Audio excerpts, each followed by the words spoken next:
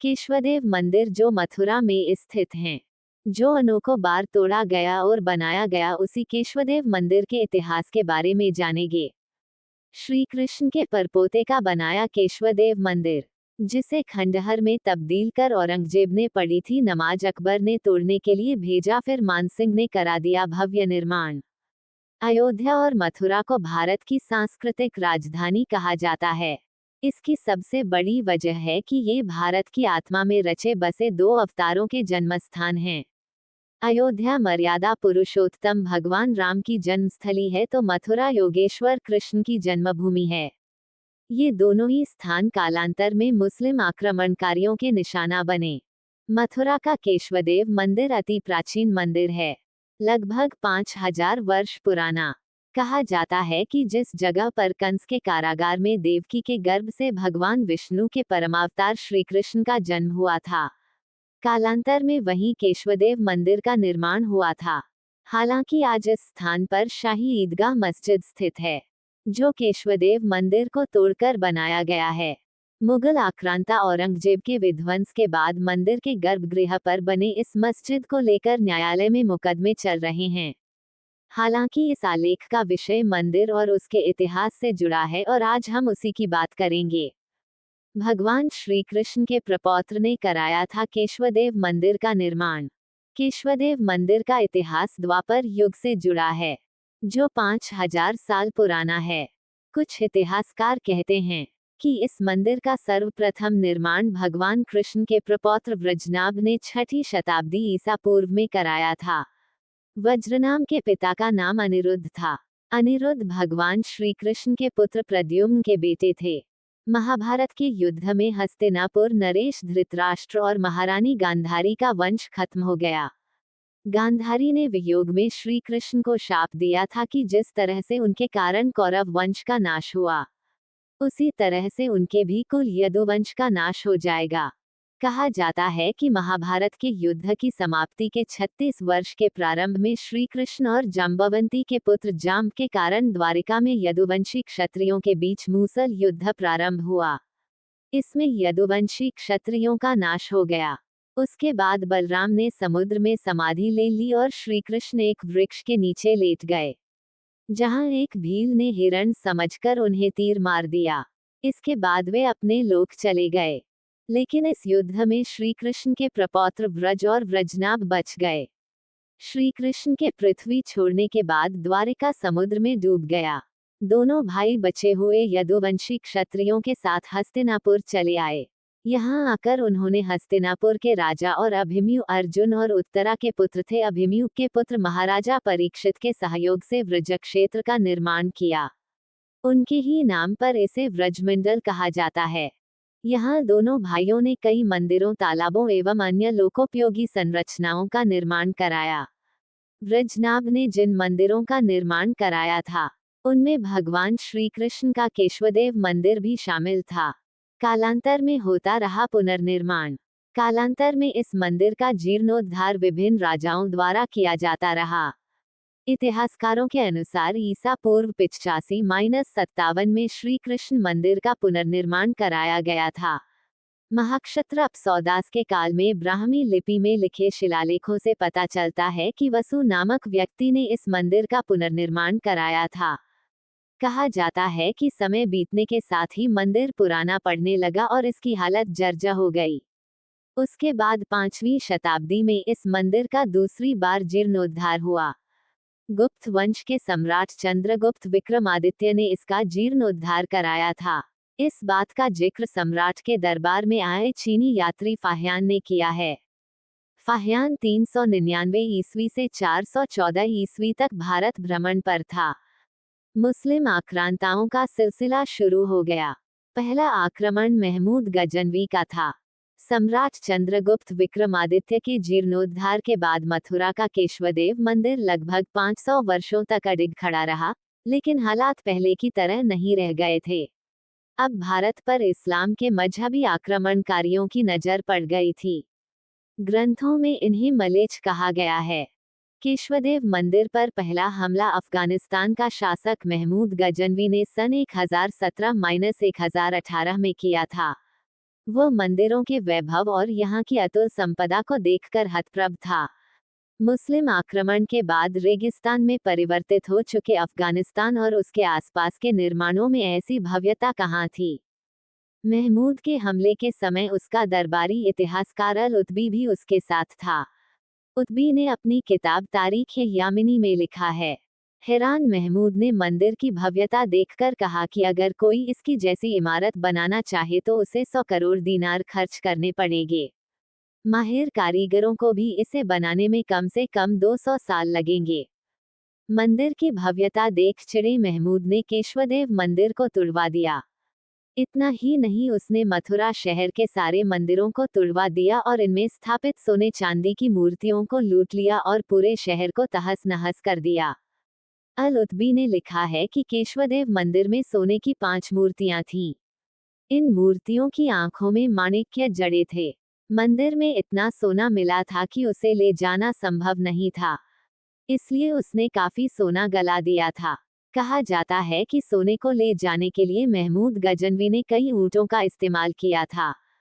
सन 1860-90 तक मथुरा के अंग्रेज कलेक्टर रहे एफ.एस. ग्रॉसे ने Mathura Vrindavan the mystical land of Lord Krishna नामक पुस्तक में लिखा है कि महमूद गजनवी ने श्री कृष्ण मंदिर के साथ साथ शहर के सैकड़ों मंदिरों को तुड़वा दिया था। मंदिरों को लूटने के साथ ही उसने शहर में भी जमकर उत्पाद मचाया था। मंदिर पुनर्निर्माण और फिर दूसरा हमला सिकंदर लोधी ने। महमूद गजनवी के आक्रमण के बाद मथुरा तहस नहस होकर गया था, लेकिन सनातन धर्मावलंबियों की जिजीविषा और उनकी आस्था ने उन्हें दोबारा उठ खड़े होने के लिए प्रेरित किया। गजनवी के आक्रमण के बाद साल सन 1150 में जजा नाम के एक जागीरदार ने यहाँ एक भव्य विष्णु मंदिर बनवाया। इस बात का उल्लेख श्री कृष्ण जन्मभूमि स्थान से मिले संस्कृत के एक शिलालेख से पता चलता है।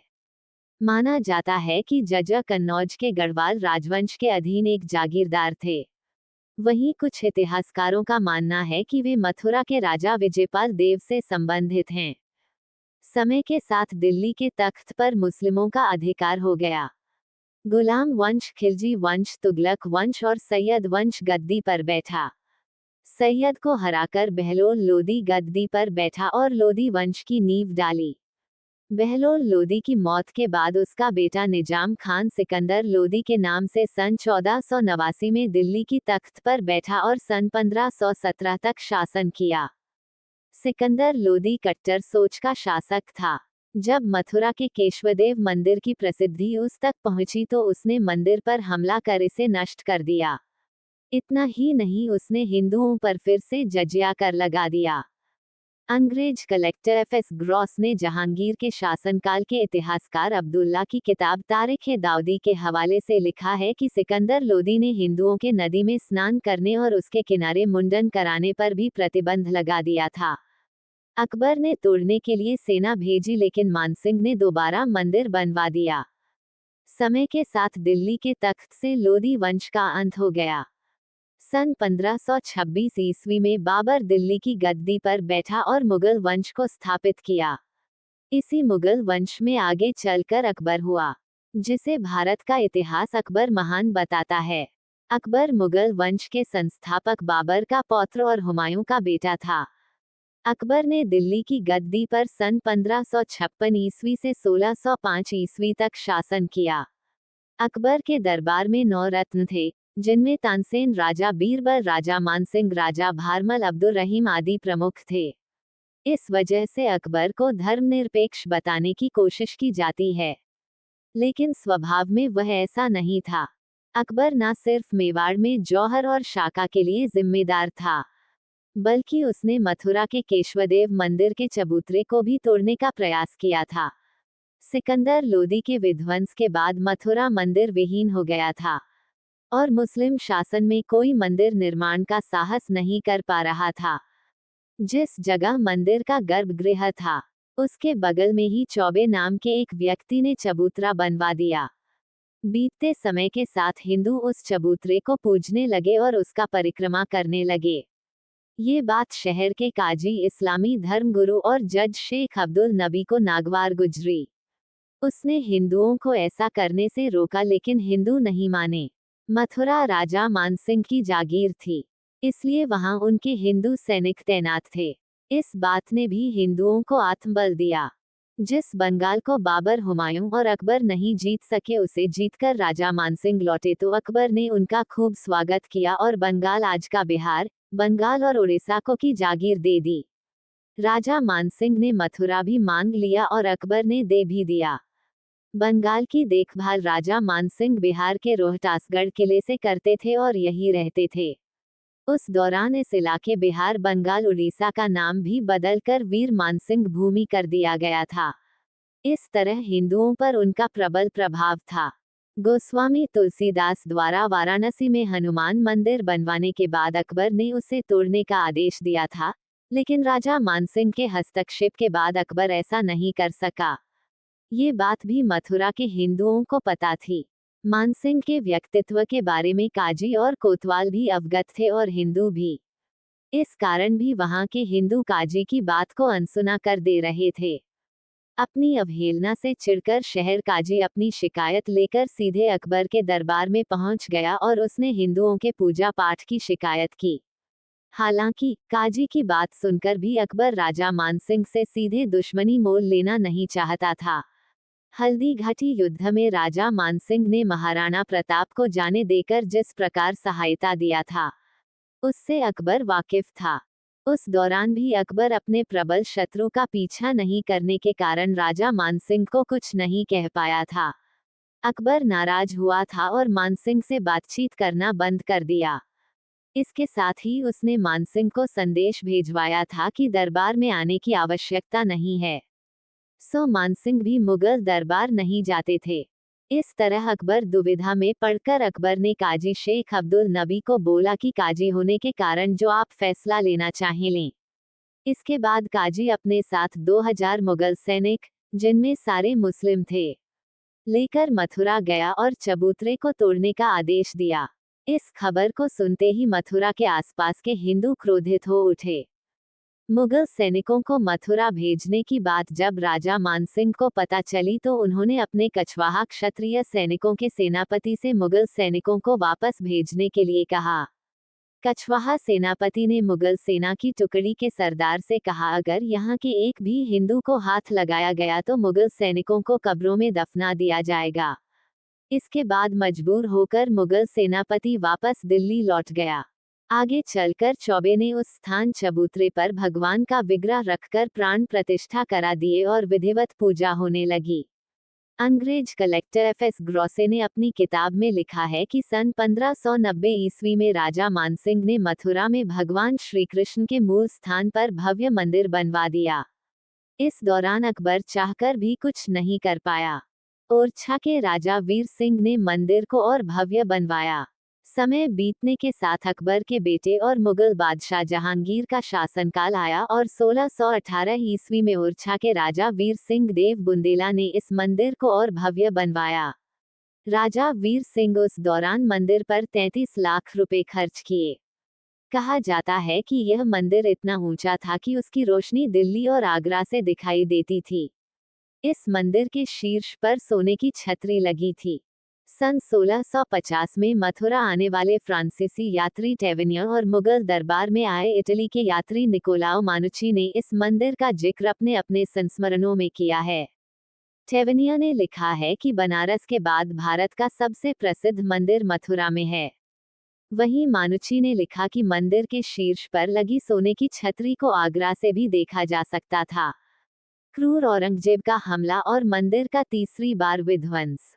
मुगल शासन की बागडोर अब जहांगीर के पौत्र और शाहजहां के बेटे औरंगजेब के हाथों में आ गई थी। औरंगजेब सबसे क्रूर, कट्टर और जिहादी विचारधारा का शासक था। उसे हिंदुओं और मंदिरों से विशेष तौर पर घृणा थी। हर मुगल शासक के शासनकाल की तरह औरंगजेब के शासन में भी मंदिरों को तोड़ने की अनुमति थी, लेकिन बनाने की नहीं। कहा जाता है कि एक बार औरंगजेब आगरा से दिल्ली लौट रहा था। उसने आसमान में रोशनी देखी तो उसने अपने सिपहसालारों से इसके बारे में पूछा। उसके लोगों ने बताया कि यह केशवदेव मंदिर की रोशनी है। इसके बाद उसने मथुरा के इस मंदिर को तोड़ने का निश्चय किया। साकी मुस्तद खान ने अपनी किताब में मासिर आलमगिरी में लिखा है कि औरंगजेब ने सन 1669 में मथुरा पर हमले और कृष्ण मंदिर को नष्ट करने के लिए सेना भेजी थी। अंग्रेज कलेक्टर एफ.एस. ग्रॉसे ने अपनी किताब में लिखा है कि औरंगजेब मंदिर की भव्यता से चिढ़ गया था। उसने मंदिर को गिराकर कर उसके खंडहर पर मस्जिद बनवाई थी। भारतीय स्थापत्य कला और इतिहास में रुचि रखने वाले स्कॉटिश इतिहासकार जेम्स फर्गुसन ने अपनी किताब history of Indian and eastern architecture में लिखा है कि मंदिर की 4 मंजिला इमारत की ऊपरी 2 मंजिलों को काटकर गिरा दिया गया था। इस पर औरंगजेब ने मेहराब बनवाया था ताकि मथुरा की यात्रा के दौरान वहां नमाज पढ़ सके। सन 1670 में औरंगजेब मथुरा गया और मंदिर के खंडहर पर बने ईदगाह मस्जिद में नमाज भी पढ़ी। वर्तमान में शाही ईदगाह मस्जिद श्री कृष्ण जन्मभूमि के गर्भगृह पर स्थित है। मस्जिद के दक्षिण में स्थित वर्तमान केशवदेव मंदिर को रामकृष्ण डालमिया ने बनवाया था। इसका उद्घाटन सितंबर 1958 में हुआ था। ब्रिटिश शासनकाल में एक नीलामी के दौरान बनारस के राजा पटनीमल ने मस्जिद की पीछे वाली जगह को खरीदा था। सन 1943 में उस जमीन को राजा के उत्तराधिकारियों से उद्योगपति जुगल किशोर बिरला ने खरीद लिया। मंदिर से केशवदेव के मूल विग्रह को हटा दिया गया। औरंगजेब के हमले की जानकारी जैसे ही मथुरा के स्थानीय हिंदुओं और पुजारियों को लगी, उन्होंने भगवान केशवदेव के मूल विग्रह को हटा दिया और उसे छुपाते रहे। इस बात का पता जब औरंगजेब को चला तो उसने घोषणा की जो भी उस मूर्ति को स्थापित करने के लिए भूमि और पुजारियों को आश्रय देगा, उस राज्य का विध्वंस कर दिया जाएगा। औरंगजेब की क्रूरता से सब वाकिफ थे। कोई भी राजा नहीं चाहता था कि एक प्रतिमा के लिए उसके राज्य पर मुगलों का आक्रमण हो और उनकी जनता के साथ लूटपाट, बलात्कार और हत्या हो। इसलिए किसी राजा ने शरण नहीं दी। लेकिन पृथ्वी वीरों से खाली नहीं रही कभी। उस दौरान एक राजा ने सबसे क्रूर मुगल शासक औरंगजेब को चुनौती दी और न सिर्फ भगवान का विग्रह लेकर घूम रहे पुजारियों को आश्रय दिया बल्कि प्रतिमा को स्थापित करवाते हुए भव्य मंदिर भी बनवाया। आज भी केशवदेव मंदिर मथुरा में है। अपने सनातन धर्म की रक्षा के लिए मंदिर में जाना चाहिए और अपने सबसे पुराने धर्म की रक्षा करनी चाहिए। जय माता दी, जय शिव शंकर, हर हर Mahadev, Radhe Radhe. Please subscribe my channel, जो बिल्कुल फ्री हैं। प्रेस था बेल आइकॉन एंड शेयर।